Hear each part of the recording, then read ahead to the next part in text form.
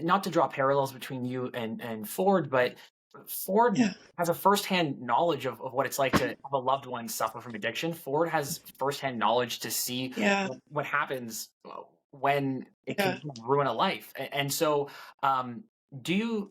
I've made this comment before, and I'm not sure if you see it a different way, but it shocks me that Ford can go through 60 years of life and not seem to develop any empathy, talking about being tough on crime, but in the way that he says it, it seems to be that everybody who is below him isn't deserving of a helping hand up. Whereas I've heard Right. the liberals talk about a little bit about being a little tougher on crime, but also you have this empathetic side where you're talking about the importance of Right. getting people help Well, with well, we addiction. can't.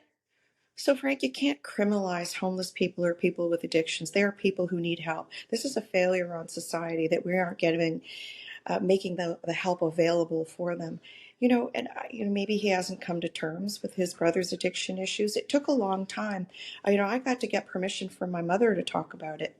I wanted people to know because for her it was very stigmatizing. It's something we hid and we didn't talk about. My mother later remarried. I grew up with an adopted dad and a home in Etobicoke, and we had a very loving family, but we didn't talk about that era.